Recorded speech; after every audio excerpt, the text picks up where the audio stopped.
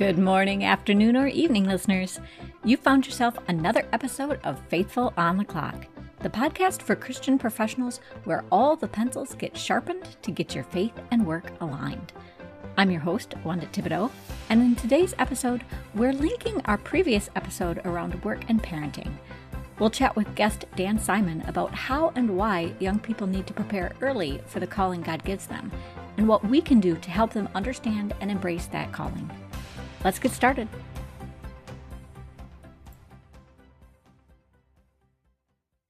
Hello, everybody, and welcome to Faithful on the Clock. I'm your host, Wanda Thibodeau, and I'm here today with speaker Daniel Simon. Dan is the founder of Dan Simon Solutions, where he offers leadership and team coaching, as well as college and career advising. And I brought Daniel on the show today because he and I share a belief that good leadership and, building a life with a future that's genuinely aligned with a God-given calling, that has to start relatively early. So today, he's going to share his expertise on how we can do that successfully and how it's all supported in Scripture. So Daniel, thank you so much for being on the show. Thank you for having me, Wanda. I really enjoyed our pre-conversation, and I think we initially thought we had a little alignment. By the end, we were like, we are a lot aligned. Yeah, So for I was sure. really, really excited to have the conversation today. Yeah, well, I'm very excited for what you are about to share with my listeners. I know you've got a lot of expertise that they will find useful. But before we really get started, I always give my guests just a chance to introduce themselves, share a little bit about their background. So, whatever you'd care to share, let our listeners know who you are. Okay, great. Boy, it's always hard to kind of consolidate. I'm always afraid I'm going to miss something, but I say first and foremost, married to Linda for over 30 years, 6 adult children, 8 grandchildren, number 9 on the way. We are really blessed by the opportunities God has given us, not just as a family, but certainly for me professionally as well. The majority of my career has been in educational leadership. Served as a principal, a director, a superintendent for the majority of my 32 years in. Pardon me. Oh boy, sorry about that. That's okay. In education, I started as a classroom teacher. In my retirement, which took me 3 go-rounds of retirement, I have now settled into coaching, consulting, speaking, training. And I've worked my primarily in the space of college and career advising by adding also another component, a faith-based component of calling. And my work there has been primarily focused on individuals, but also individuals in more recently, a military connected space. I have a son who serves in the military, a son-in-law. I have been drawn to the military community in the last half a decade, and that is where I believe God has really placed me. And so I've done work in the last couple of years with Gold Star families, Ranger institutions that support the families, and God is really growing that. And so through all that, the work that I do just continues to kind of evolve, and it's all centered around this idea of identifying purpose, identifying a calling, aligning with God's will for your life. And that's just kind of what brought us together today was the Sure. opportunity to talk about that. Yeah. Well, it sounds like, the alignment of the faith and the career work that you're doing with young people, that's evolved over time, as you said. But can you give me a little bit of idea, like, why do you think that has drawn you to that space? Like, why is it so important that we even align God and faith in our career? How does that matter for you? Yeah, it's a great question. It's kind of my why, right? I mean, I Right, think right. as I look back in my own journey and I look at my children's journey and the conversations that we had growing up, even before I was specifically working in this space, there's always that conversation about what do you do because you just love to do it, right? And what do and just fulfillment and service, giving unto others, right? Versus what puts food on the table, right? And what Right, pays the right. mortgage. And I think there's always been this sense that we put so much pressure on kids very early on to be like, it's got to be about making money, right? It's got to Mhm. be about having not beyond what you need, but getting everything that you want. And so people spend decades of their life searching for that, right? Trying to find what that is. And it ultimately seems to be a place where the almost when the money doesn't matter anymore and they're doing something that's really fulfilling to them, and they look back and say, if I only would have discovered this so many years ago, my life would be so different, right? All those years of stress and anxiety and just constantly go, go, go might have not been that way had I just kind of followed this lead from early on. So for me, it's been about kids get that pressure not only from their parents, right, but also from social media and culture. And so I found that the best place to start having those conversations with kids is in that late middle to early high school transition time, because that's when decisions start to matter. And so we'll talk a little bit later about what I think some of those decisions are and what I encourage students to do. It just, to me, it's always about um, what's my why? Go back to that. What's my why? What drives me? What keeps me up at night thinking about what dreams do I have? They don't always align. Sometimes you get to do what you love and make a living doing it, and sometimes they don't. They don't coexist. But they are still both important, and we can't have one without the other, or our lives will be we just won't be satisfied. Right. Well, one thing that, as you're talking that keeps coming to mind is that I know from my experience, when I was going through college, I was kind of lucky in that I kind of knew the direction that I wanted to go. But I know that is not the case for a lot of people. And they're just like, well, maybe I'll go and I'll take my first year of college. I'll just do a couple of classes. Taste the rainbow, as it were. Um, but when you're talking about all this pressure, I'm kind of wondering if you can speak a little bit to that weird, awkward place where we're telling people that they have to know, like they have to pick so early. And yet everything that we know about development at that stage, like they're not ready, Mhm, not really. And mhm, so, and then you add the faith component on top of that, where they're still maturing there. So mhm, I'm wondering if you can just kind of give your thoughts on that and like what can we do to support that? And, mhm. maybe where are we going wrong or right in that area? Yeah, it's a great question because I do think there are some who do know early on, right? And they just have that ability to say,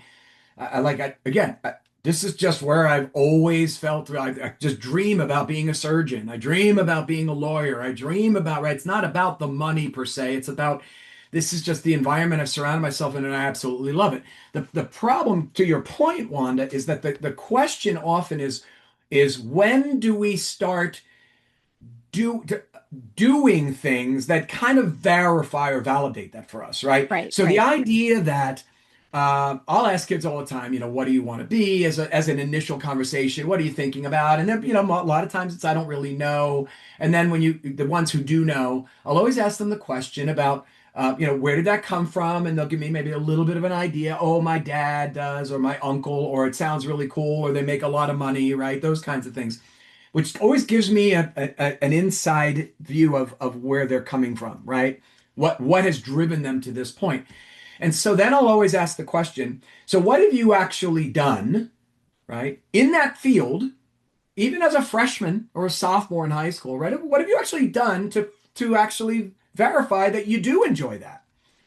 And that's when you start hearing the crickets, right? Because so often it's like a conversation at some point. It's like, yeah, yeah, yeah, that's what I'm going to do in 4 years when I graduate. I'll start that and then I'll just, I'll figure out if that's what I like. So, one of the earliest things that I do, right after we do prayerful consideration and thinking about what is it that God has kind of put on your heart, right? That you love to do, that you have a real talent at, that you're really good at, right? Is have you ever had a conversation with someone who does that for a living Mhm. and talk to them about the path that it took to get there?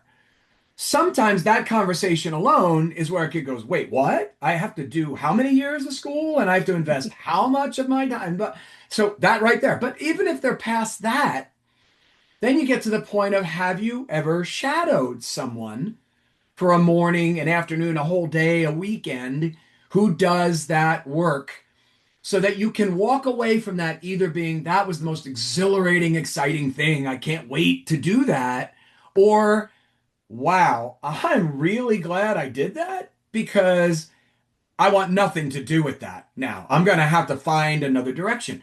All too often, they figure that out freshman year, sophomore year of college, and you're already invested how much money, how much time, Mhm. right? And you haven't had a plan to pivot.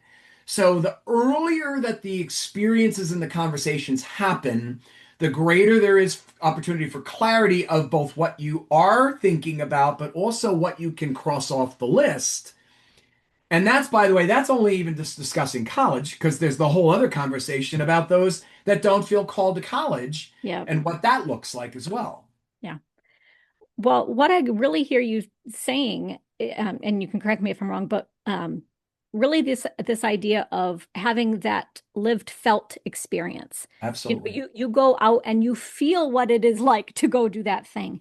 And I think maybe some of the issue is that we approach this a lot from like the cognitive practical side. Mhm. And we're like, well, you have to do this, and we're going to meet you with your guidance counselor, and we're going to set you up A, B, C, D, and you're going to go do through this list. And we don't think about what do they even feel as they're doing it. It's just the practical side. Will it work for them to make money, as you Right, said?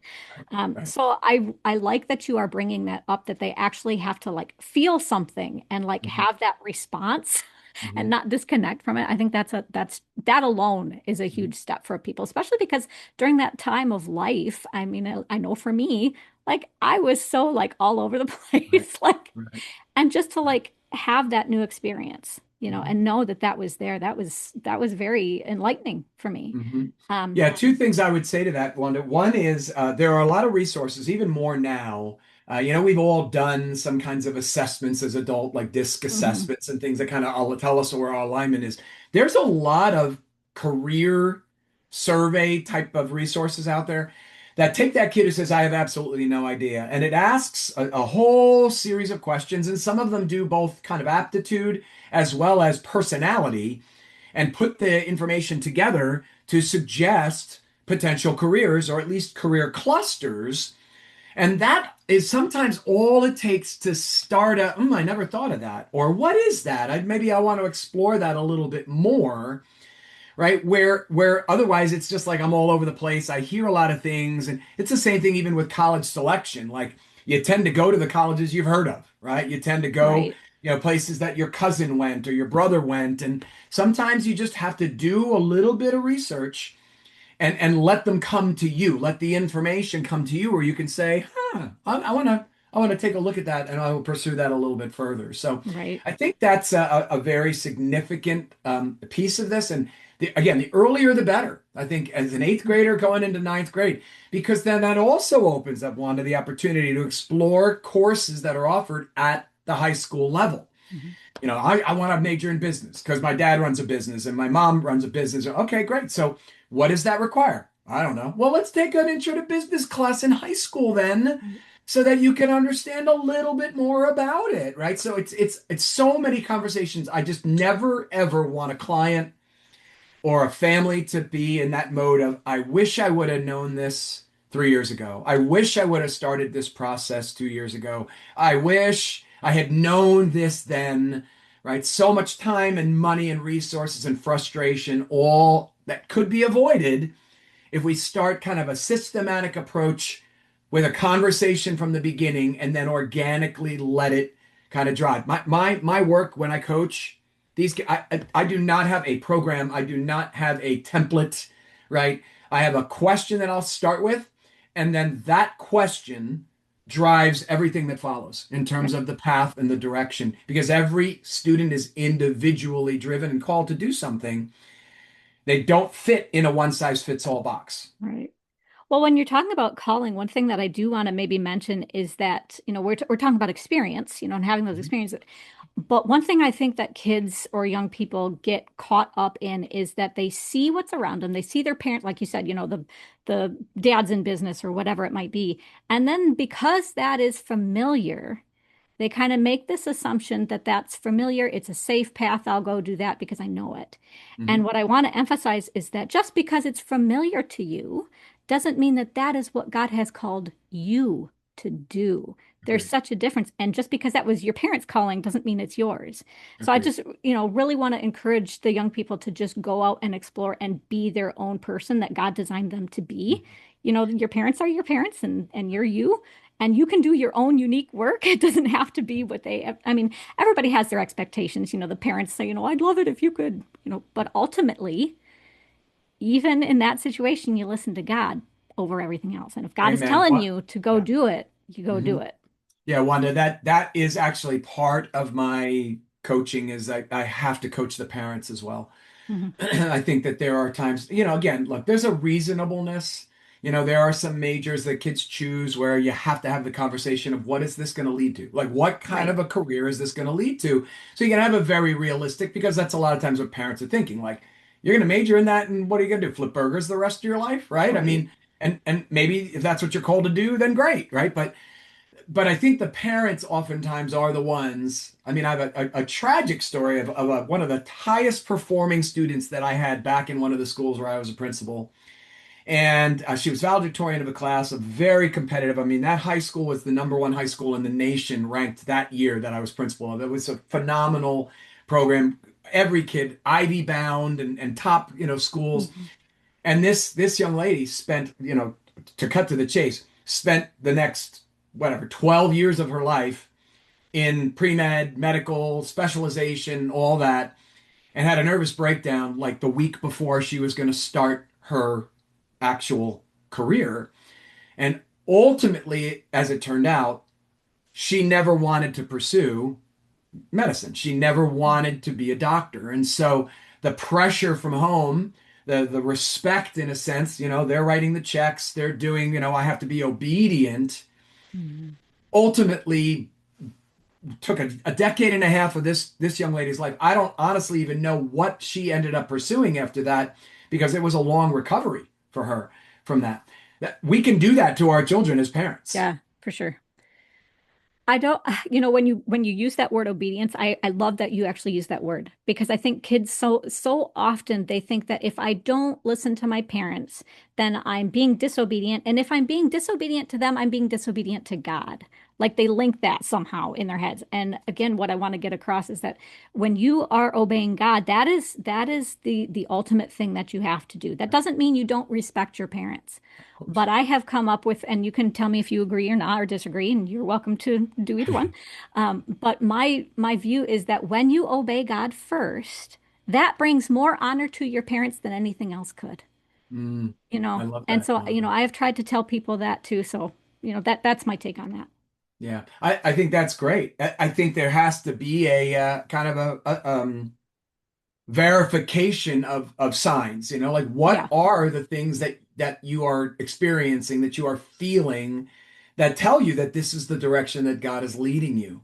I talk often about biblical examples, right? Of Yes. this idea of a calling versus a career in a sense, right? And I always use the example of Paul, right? In fact, when I ask kids, often they don't really even know that Paul had a job, right?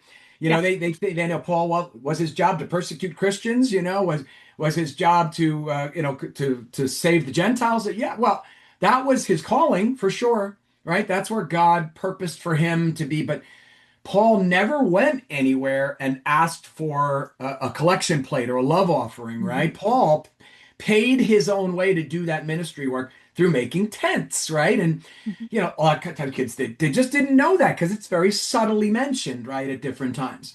I mean, Jesus himself, right, took 3 decades to do his father's trade before he ultimately became, a full-time minister, right? In terms of his the work that he did as as the son of God to save the world, not until he was in his 30s. So and then Joseph's journey of over 40 years, right? I mean, Joseph didn't choose prison, he didn't choose to be a slave, he didn't choose to be falsely accused, but in all of that, he was obedient, right? And trusted God in the process because God was preparing him to save all the land, including his own family, right? And so when you think that was 40-year journey, right? So being obedient to God doesn't necessarily mean it's going to be smooth, and it doesn't necessarily mean that it's going to be easy.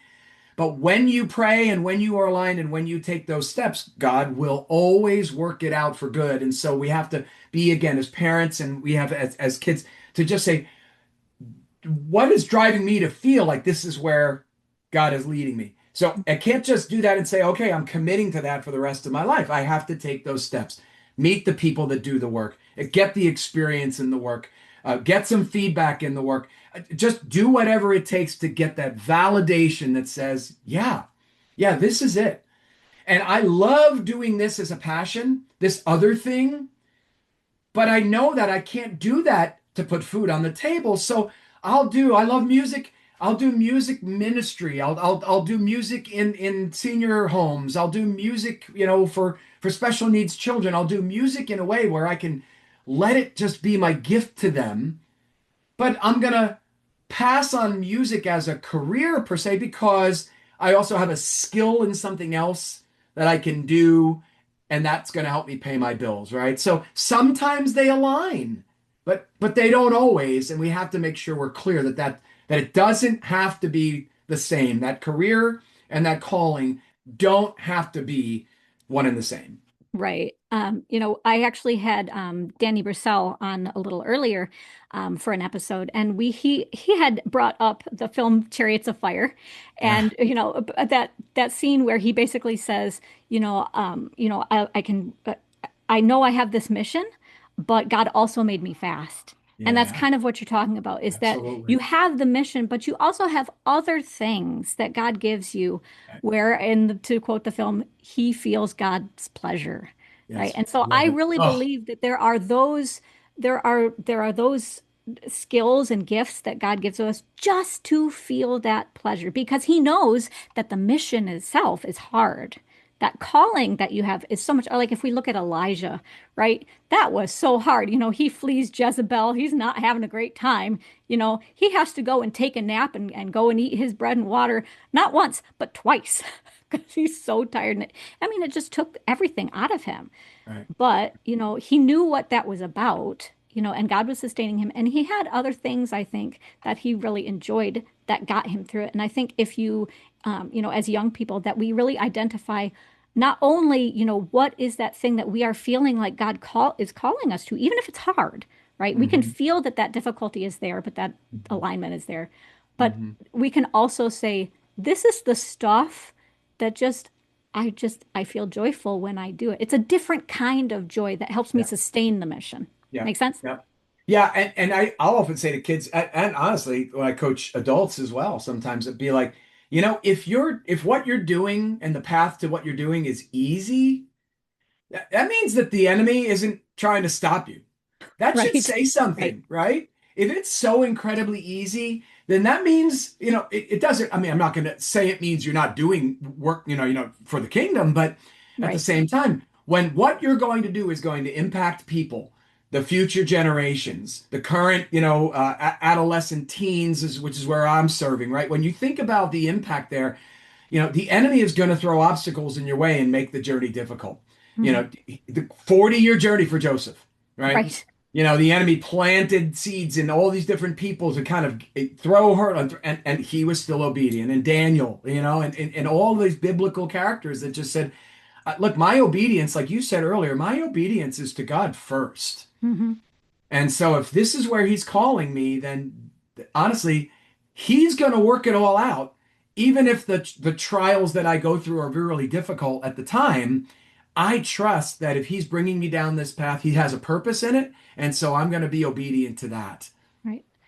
So the question though that I want to follow up with this though is that, we're talking about there's two sides to it, that there's this mission that we have and there's this joy. But I think a lot in the corporate environment, especially, right away when people get into it, then I think they feel this pressure that they gotta prove themselves a little bit, start climbing that ladder right away, be fast to advance. And so I think that kind of gets them away from the joy side because they don't have time to go do the things that they really enjoy. And they think that that is something that they can just push off to the side, right? And then they kind of neglect that. So maybe you can say a couple of words on that and maybe just what would you recommend to maybe keep that balance a little bit better? That's I think we've talked about the idea that there is no such thing as work-life balance, right? I mean, Right. there's um, you make time for what is important to you, right? And so I look back in my life. I mean, I was blessed to have a wife who was able to raise our children at home, while I was, taking doing multiple jobs and earning multiple advanced degrees. Not everybody's in that situation, right, where they Right. can they can do that. And so when you think about what you have in your life to manage, I think that the chase often is about getting more, right? It's about, like I said, greater power, higher position, more salary. And when we look at God's promises, right? He promises to, like the birds, right? That they want of nothing, right? Because he provides for their needs, right? And so needs is one thing, right? Wants and desires and to keep up with the Joneses is another. Right. So, like when I even talk to these kids, I've talked to about 45 middle school kids just a couple of weeks ago. I was doing a session and opening up a lot of these doors to these conversations.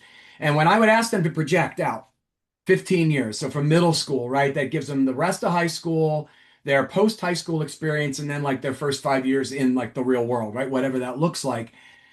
And in every one of them, it was like, where do you see yourself? And what was interesting is, I know I didn't put it in the question, but out of 45 kids, only one kid mentioned first that he was going to have a family. Mhm. And I thought that was telling because when you ask the question about where do you see yourself, we immediately kind of pull ourselves in as professionally.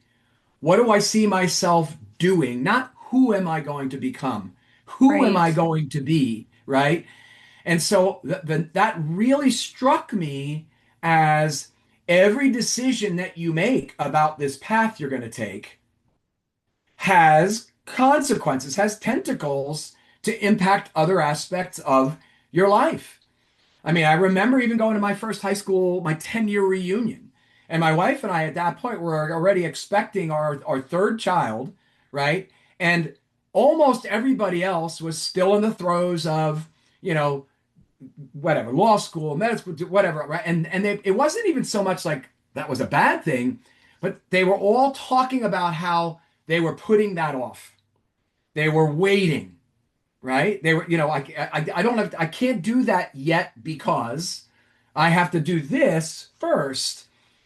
And so I wonder if the question had been posed to them, like, is there something you could choose to do where you don't have to sacrifice that if that's something you feel called to do? If you feel God's calling you to have a family, start a family, maybe a large family, if he'll bless you that way, why does it have to be something that you wait for or push off? Right. Right? So those other pieces of the conversation, kids aren't thinking about that in middle school and Right. the beginning of high school. And so we've got to do a better job. And this is something that I really try to do, of opening up every part of the conversation about life's journey. Because, the saying about, right, nobody on their deathbed ever says, I really wish I would have worked more.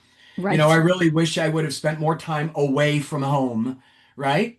Everybody has regrets that they didn't. So why do we wait until we regret it and repeat that from generation to generation? Why not align ourselves better right from the start to say, during my 4 years of high school, I have really asked the questions, gotten the experience to tell me I am really at peace with this decision. I may not make as much money as I could have, but I'm going to be fulfilled. I'm going to be able to serve and I'm going to be able to have a family. And that's where my joy is going to come from.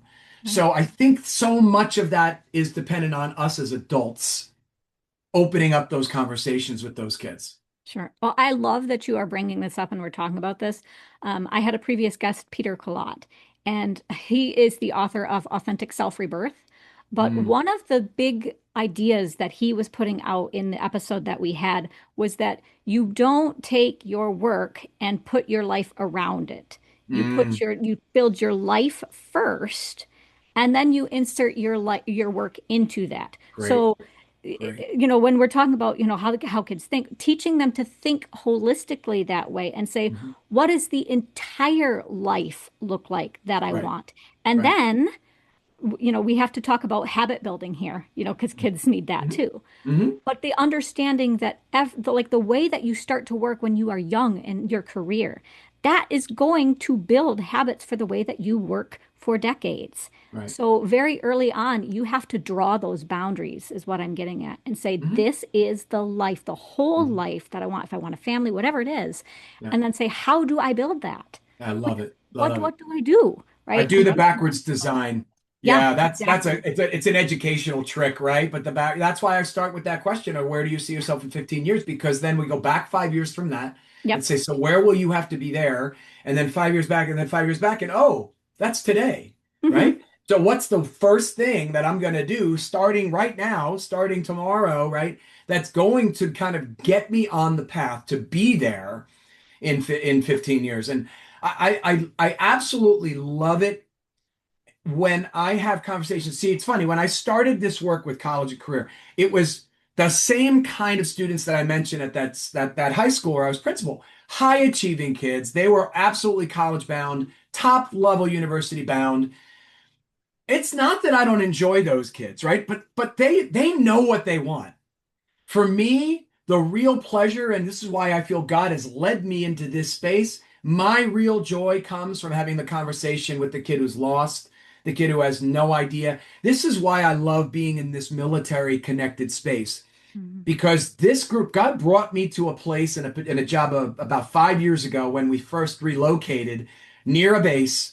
And at that base, I was seeing kids in school that were military kids and they were moving every year and they were, or every 2 years. And so when I would have conversations with them about their future, it was kind of a, what does it matter? Like why Yeah. no, nobody cares. Like I just got to go where they send me and to start all over again. And I thought, well, what if they could have a voice in their ear the whole time, the whole journey that says, hey, you may change location, but we're still continuing the conversation we started along. And parents are trying their best to keep up with all the kind of the constant movement, right? The lack of consistency in their life. And what I found was that's the sweet spot. That's where God's called me is to be able to sit with those kids. And as I work with it breaks my heart when I'm sitting with Gold Star kids and I think about these kids who lost a parent in sacrifice for our country Yeah. or are severely injured. And I work with other organizations that support current active military, right, who are gone for months at a time. And when I can have a conversation with that kid that just pretty much starts with a tell me about yourself. Tell me about what you love to do. Tell me about where you see yourself in 10 years. Like it's almost like the dam breaks and just things just start opening up. Yeah. And I've seen kids through my coaching, through my relationship building, through my connection, go from a place where they're like, I have no idea, to not only having a plan, but implementing the steps on their own to make that plan come to fruition, doing the Sure. research, making the phone calls, knocking on doors, because they just never had the drive or the desire before because they didn't really know what was burning inside them. And once that comes to the surface, these kids are they're on fire. And that to me is far more satisfying than any kid coming from a family that, already knew from the time they were born that they were going to be going to an Ivy League school and going to med Sure. school and law school, right? Again, I enjoy working with any kid, but those kids that need to find themselves, to figure that out, those are the kids that I absolutely know I'm called to work with. What I kind of hear you saying is like, well, the way I'm interpreting it is that there's a difference between the kids, like you said, like the Ivy League kids who know from the beginning, or their parents are giving them a sense of direction. Maybe they still need to figure out, well, okay, well, the parent idea wasn't really Right. me. They need to go explore a little bit. But that is different than the kid who has never really, like you said, moved around a lot and who has no idea that their work, whatever it is, even matters. Hmm. Like, because I think the Ivy League kids, they might get that at least, even if they don't know what they really should do, they get that they matter. And I think, like you're saying, they can maybe fall through the cracks a little bit, the kids who don't have that. Mhm. So I'm wondering, maybe, based on your experience working with those kids, what do you see in that regard in terms of like their identity and like maybe gaps or like development that they need? Like, where do they need support for that the most? Mm. I think it always starts with the idea of wh- as you get to know them and as you build a relationship with them, looking for that topic or that conversation, that moment when their eyes light up and they sit up straight and they perk and they Mhm. start to share something. And it's not always they most of the time they don't even realize it. But all of a sudden they're talking about something that they do or something that they've experienced or something that they've thought about that just completely changes their entire demeanor. And so I'll always take that as an opportunity to kind of springboard into tell me more about, this whatever it is. And then they start talking about maybe something that they saw and they gets them really excited or something they tried once and they've never been able to do again or something even that they saw on TV and they were like, boy, if I one day I get a chance to do that, I really feel like that would be ideal. I mean, I've had kids share with me when we talk about vision and where they see themselves. Like I get them to be a place where they're so comfortable, like they share vision of ideas that like probably everybody else would have said, that is absolutely insane. Like, what are you doing? Right. I had one kid I Right. remember at a school that talked about wanting to be a fire, like pyrotechnics. Like he wanted to do Yeah. like, but like I'm sure that probably the adults in his life, right, when he had that conversation, he told me this later, would always be like, okay, like, can we find something serious? Could we? But he had an artistic nature to him and a visualization, and that. But then it was like, if you want that, let's backwards Mm. design. What is it going to take for you, right? You're going to need to understand how to run a business and get safety certifications, and you're going to have to, you know, partner up with somebody who does that to truly understand what it takes beyond just the spectacle that they put on. And by the time that I left that school, like he had a whole plan written out. Like he had it all figured out. Like what he went home and he couldn't stop thinking about it. Huh. So that's a really important. We've got to figure out what lights a kid up and never tell them that that can't happen. But there has to be a plan for it to happen, right? You have to Right. do the research and do the work. I had a client, a parent tell me one time, like, oh, I thought you were just going to make a college list and kind of tell my kid what career he should go into. And I was like, yeah, I mean, your reaction was my reaction. Like, why would I do that? It's asking questions so your child can figure it out for themselves. That's the that's where it all comes down to. If it's not them driving the boat, then what are we doing? Yeah. Well, I was only kind of laughing a little bit there earlier because, when you're talking about the pyrotechnics and, being serious about it, like, as a writer, I've never experienced that at all, so I can relate from that standpoint. But one thing I will add is that, talk about seeing them sit up straight, seeing them kind of light up. And one thing that I have personally experienced is that the thing that you really, I use this word carefully, but quote, should do, that you might be called to do, um, I think you have a sense of obligation to it. Like, I think it lights you up, but it's something that you can't, like you said, you can't leave it. And it doesn't matter how many people are telling you, oh, well, that's stupid. You'll never make any money, right? It doesn't matter. Like you keep your brain keep and your heart just keeps coming back to that. That to me is a sense of calling. Oh, Um, but where does that come from? That's the other right, thing I'm right, talking about kids all the time. Like if God put it there, it's not going away, right, right? right. So you can fight, you can resist, you can push and do whatever you want, but ultimately you're going to circle back. But that's why people change jobs 7 to 12 times, right? And why it takes sometimes 40 years to figure out like this is ultimately where I have found fulfillment. But it took 4 decades of my life to get there, right? I always, I like to use Jonah as the example too, right? I mean, it was, he was going to end up in Nineveh one way or the other, right? Right. So he could have taken a simpler path than having to get vomited out of the belly of a big fish, but God used that. He made a choice to be disobedient, right? Hmm. But ultimately, that was still God's purpose and God's plan for his life. So I think the sooner we identify through prayer and through discernment and through experience, the sooner we can find that alignment, the sooner we can find that peace, that satisfaction, that fulfillment. And then when God knows that we are aligned with Him, then He can give us more. He can give Hmm. us more opportunity to do and reach and serve and impact the world for the kingdom. That's, to me, that's what it all comes down to. If we're not in alignment, then we're just in a battle the whole way. Right. I think for me, like when I think of this sense of obligation, for me that has been there like for as long as I can remember. But I think it's kind of backwards the way that we approach it though, because we, especially now, the way that tech is and stuff, like we are, I think especially the younger generations, they are taught, oh, it's okay to job hop now. It's okay to Mhm. just go and, change every 5 years. But if you really had that sense of obligation from the beginning, you wouldn't be doing that. And so like maybe we need to be helping them find that sense of what they are obligated to early on so that that doesn't happen. Make sense?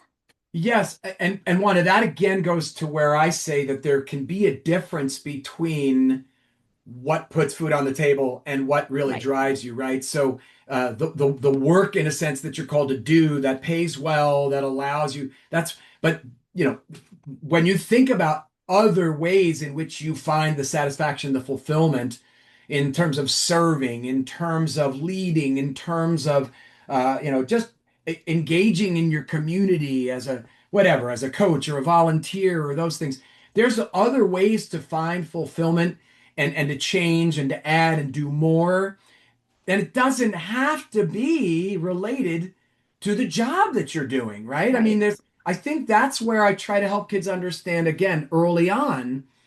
Like you may be fortunate enough that they will be one and the same, and you'll have that alignment and you'll stay where you are for 40 years and you'll love every minute of it. That's rare. That's rare. So changing the job because you're going to make more money, if that's what you need to do to support your family, that's fine. But Right. if you're going to be totally unhappy and coming home and your family's going to see you be miserable and you don't have anything else to do to shine the light of Christ in your day-to-day walk in your day-to-day conversations, well then that's where you should be looking for something else to do to meet that need. So I can tolerate what I have to do here to pay the bills, Mhm. but it's not really what drives me. What drives me is this over Right. here. Right. Well, I mean, it just comes back to like knowing that mission that is underneath that job. You Hmm. know, that's really what God is asking you to do. He's not asking you to necessarily be the writer or whatever it is. He's asking you go do that thing so that Right. something else can Right. happen. And if you Right. can identify what is it that I am working for beyond the job, I Hmm. think then it doesn't matter what job you have because you have the sense of direction regardless, right? Right. And I'm certainly not saying you can never switch a job, right? Because like you said, sometimes that's just life, right? And you have to. But it's just this idea that you keep that sense of center there, that Hmm. is what God where God wants you, and that's the real mission. The job, just like you said, we're talking about Paul, like it just supports it, right? And Right. ideally, you get some joy out of that too. But if not, then you endure it like Elijah, and you Hmm. do the mission, right? Hmm.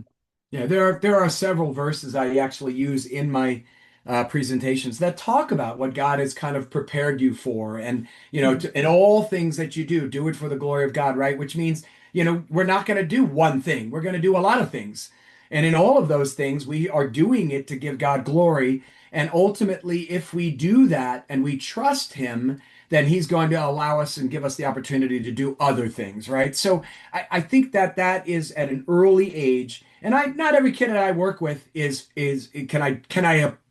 can I take a faith-based approach? Right. But ultimately, if you think about so much of what we do in coaching, whether it's secular or whether it's faith-based, it's all faith-based because we coach from a perspective of understanding the scriptures and understanding, right, that God's instruction manual to us is the only way to live a life that's satisfying, that is rewarding, right? That is a void of conflict and void of anxiety. It's all in the book. And so we can couch it and phrase it in whatever way we want to in the words, but the reality is that's where it all comes from. And so if we as parents, if we as teachers, if we as coaches lead with those that biblical wisdom, right? Then we are assured that we are in alignment. We're not looking for the next quick fix or the next, big idea. We are looking for what is tested and tried and true in the Word of God in terms of what it says. And if we're obedient to that, then God will bless wherever our feet trod because He will be the one lighting the path. Right. So, when we're talking about mentors, obviously there is an influence that people can have who have, kind of walked the walk, so to Mhm. speak.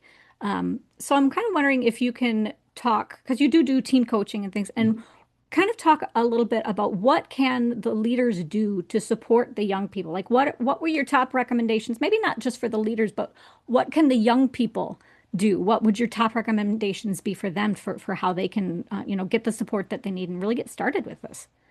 Yeah, I think there has to be a willingness to tap into the wisdom of the elders, right? I mean, there has to be just a desire to say, yes, the world's a little different. Yes, certain things are more advanced now than they were when you were starting out, but the journey is still the journey.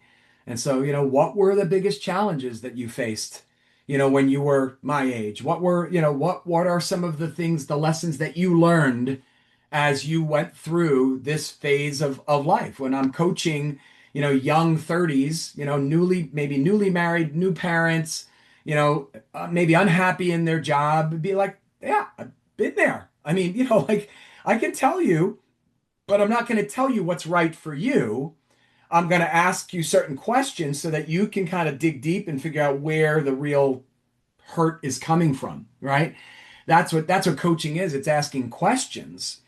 And so I think that jobs need to, companies need to make sure that there is a kind of a matching, if you will, of a new employee with someone who has been on maybe a similar path so that there can be an exchange of ideas there. And I think you also have to be prepared as a more experienced person in the workplace that you can learn a lot from the new guy too, right? For That sure. idea of this is how we've always done it, and we're always going to do it this way, and I'm never going to change, right? There has to be a culture as well that is open to that too. And I think when you start building that kind of a trust in the old and the new generation together, I don't think any company can be stopped with that because you're preparing both, based on the past successes and also with a vision for the future. So I think you have to build that into your company culture. That's not going to happen organically. People are too busy. They Right. leave work, they want to go home, and so you've got to create some kind of an environment where, I don't know, once a week, twice a month, you're actually taking the time to pour into your people in that way. I think that's great advice for anybody who's, got young people coming up. If you were going to speak just to the young people, like in your coaching, like what are the top things that you tell them, go do this, like maybe the top three that really kind of get a foundation for them. Yeah, so praise first, right? I mean, again, I think you've got to center yourself and understand, and even if you don't always have the right words or you don't know how to pray, I think we all know how to say. I think we all at some point in our life have hit a place where we're like, I'm talking to God about this, right? So Right. so to me, talk to God about it, right? And just open yourself up to that, to having Him lead, right? To resolve whatever the issue may be or the challenge that you're facing. And I think the second thing is stepping out, taking a risk. You used the word safe earlier. So I think we have to have a willingness to understand that something might be hard, that we might fail at it, right? That we might not do it well at all. Might be a complete and utter disaster. As long as we're willing to take the risk and then understand that there's a lesson to be learned from that. There's growth that happens in that, right? The caterpillar doesn't become the butterfly without the struggle in the cocoon, right? So, if you tear the cocoon open too early and say, "Oh, I want to free you from this trial that you're in," well, then it stays a caterpillar and it dies, right? So Right. I think we have to have a visual understanding of that. And then I think the reflection piece is so critical.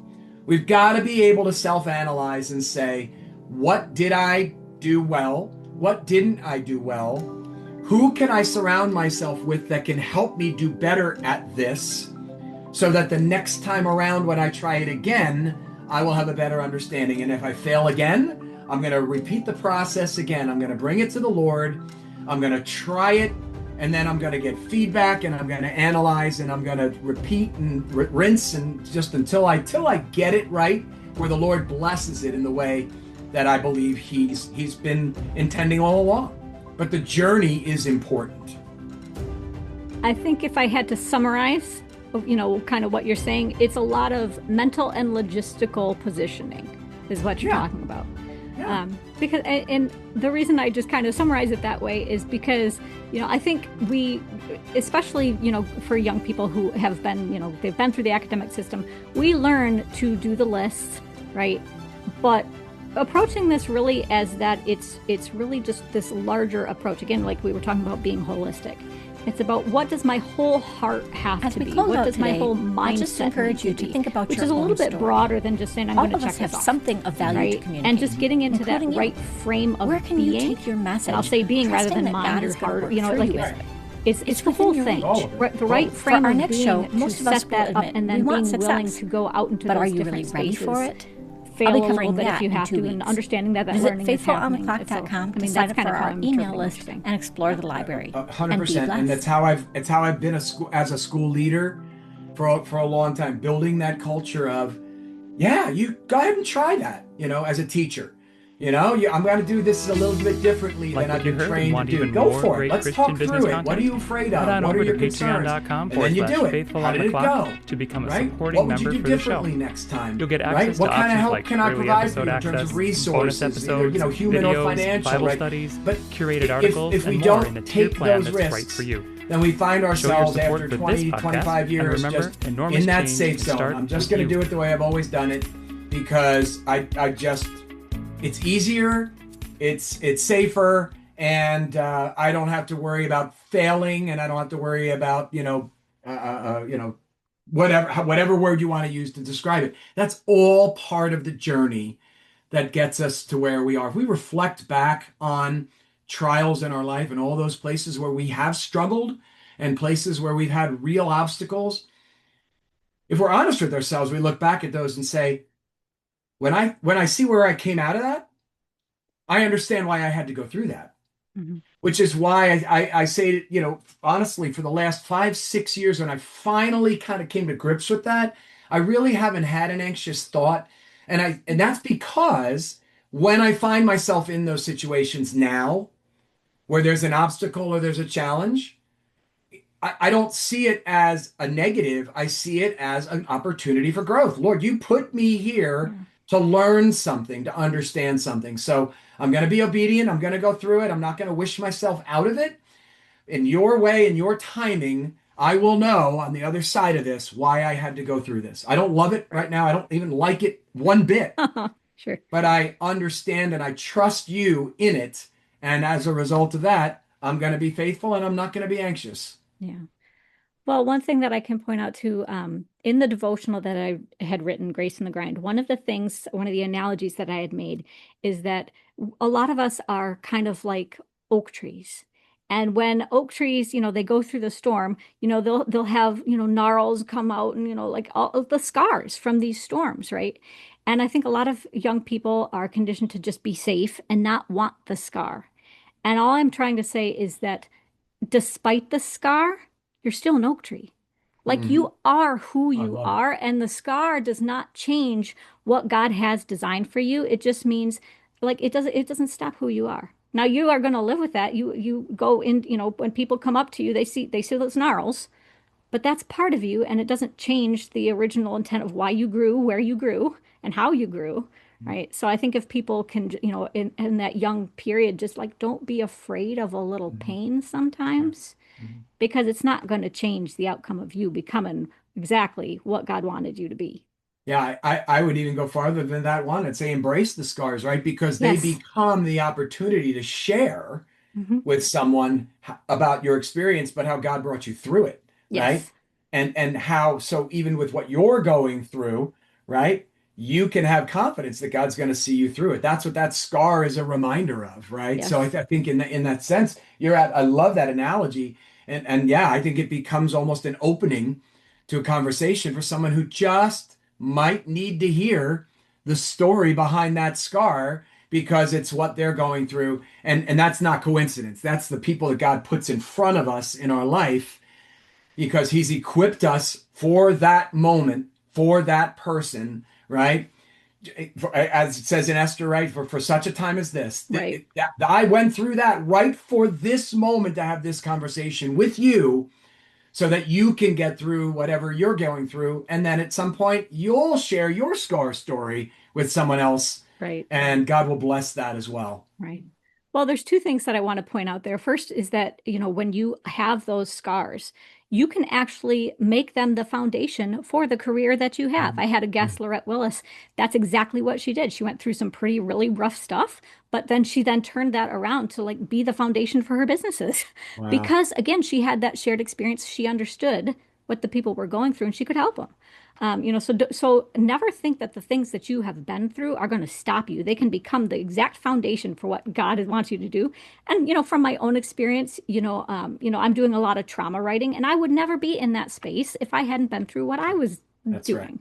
That's right. Um, That's and exactly right. I just really encourage people. The second thing that I was going to say is just that there are so many points where we want to hide those scars from people.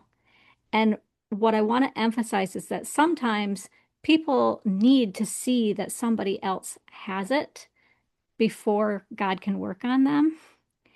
So don't hide it. Like that is like, people want to have the little perfect picture, but nobody's perfect. Nobody has that, like ever. We just don't. So you are what you are. The Mhm. gnarls are what they are. Just Mhm. let God use it however it is. He might, have you build a business out of it. Who knows?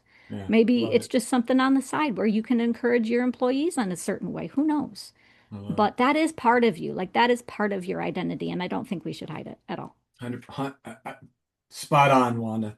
I had a note actually for myself about that idea of the social media pressure, right? Of what Hmm. everybody's perfect life. It's just not the reality. People, I think, relate more to people who are real with them. Hmm. I think it's in some ways it's part of the challenge of the church too. It's why a lot of the younger generation aren't looking for they're searching, but they're not going to church to find the answer. Right. They're finding it in the people around them who are actually living out their faith in a very real way, right? And knowing that they're, like you said, their scars are there for everybody to see.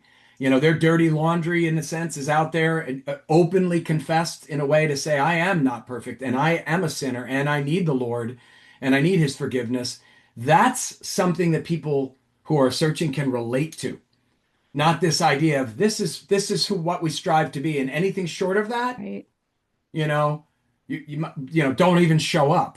And that's, I think that's the very dangerous message for us to send. So living that life out with your scars on full display, I absolutely agree with you because that's a story someone else is going to need to hear. Yeah.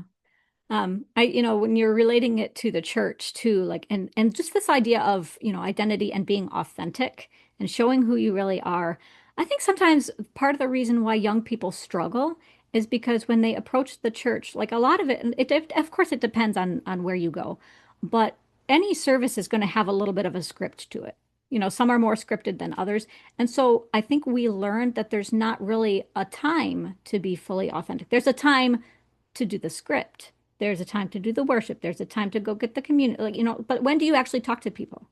And so one thing that I will actually really recommend for young people, if you are struggling, or even if you just don't know what your career should be, like go talk, not to necessarily enter a congregation or a big group to figure out who you are. Go talk to, like you were saying, like go do the shadowing. Figure out one person to connect to, one person where you can be honest. And then when that feels safe, then you go have them introduce you to a group. And then when the group feels safe, now you can be in the congregation, That's right? that's an It's, excellent you know, excellent idea.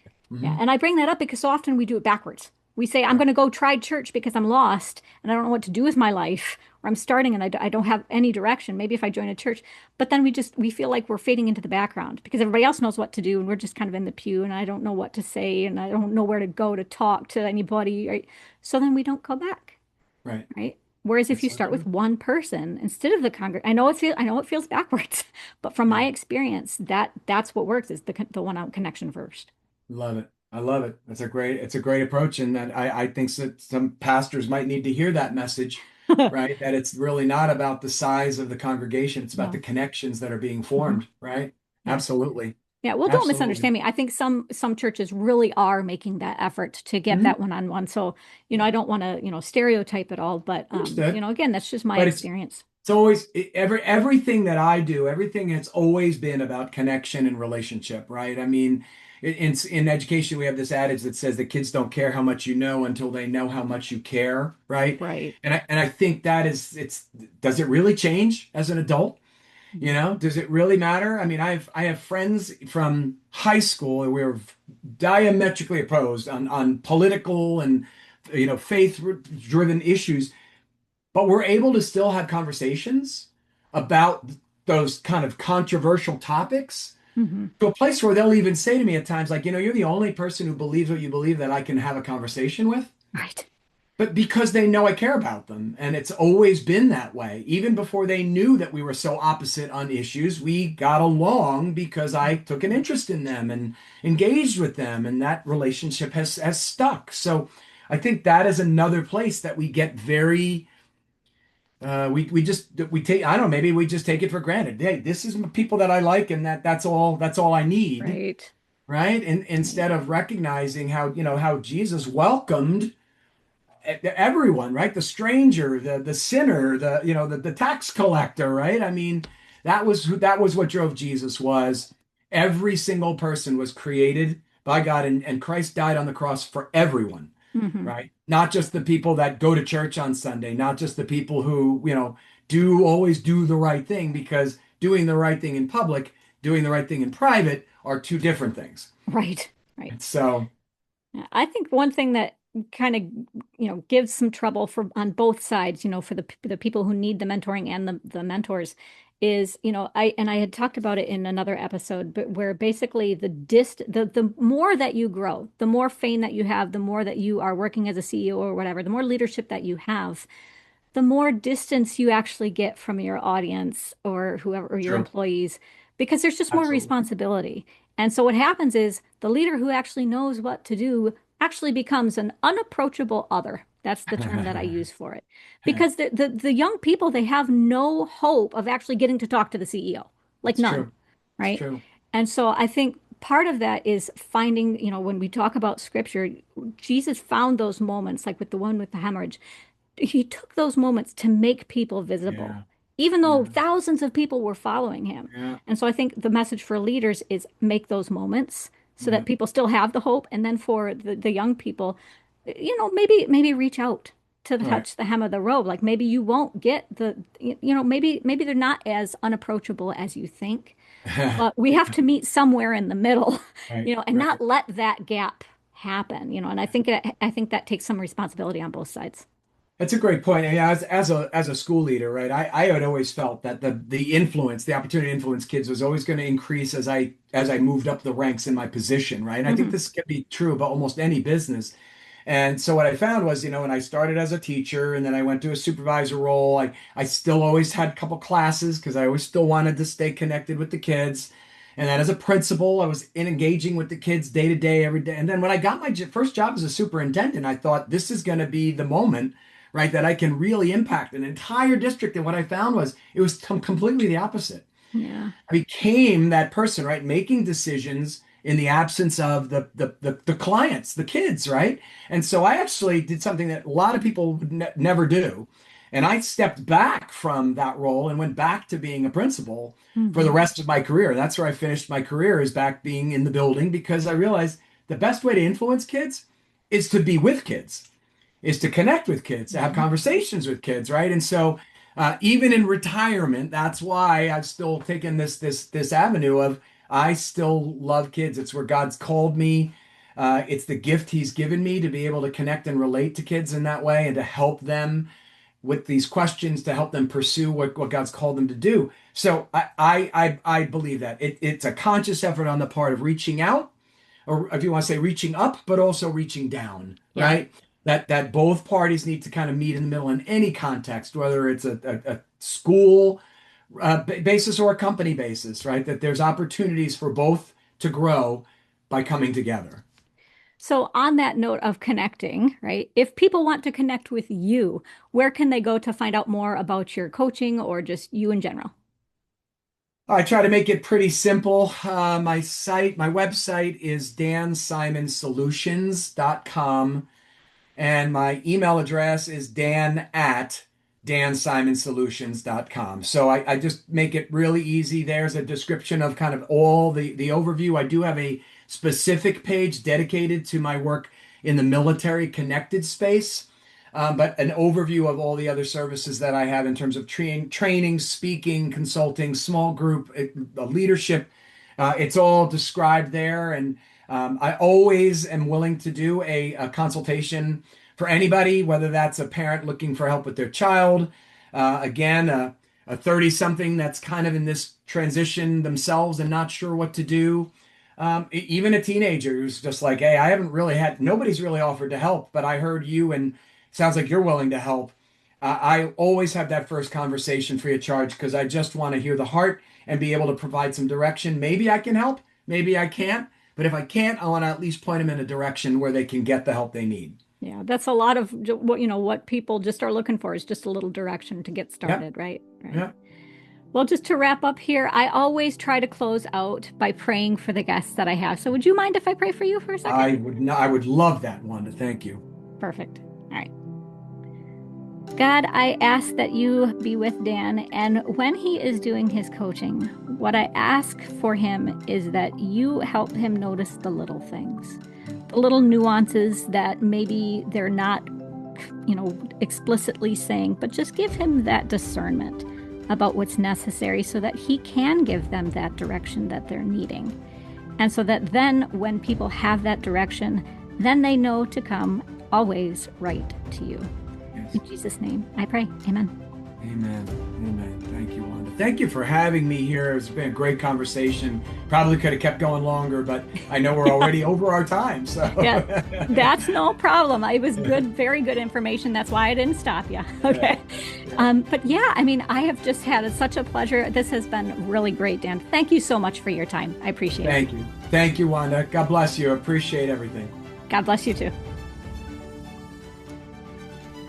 In closing today, being someone who really had to navigate a lot of career choices and growth on my own, I just want to issue a little challenge to you today. Make today the day you choose to go out and get involved with a teen or young adult who isn't sure what to do or where God wants them to go. Whatever resources or information or support you can give, it's not too little.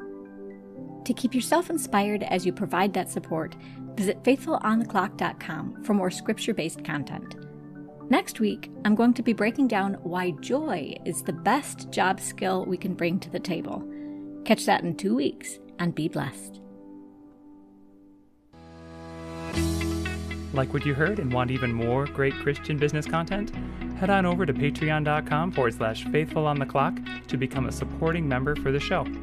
You'll get access to options like early episode access, bonus episodes, videos, Bible studies, curated articles, and more in a tier plan that's right for you. Show your support for this podcast, and remember, enormous change can start with you.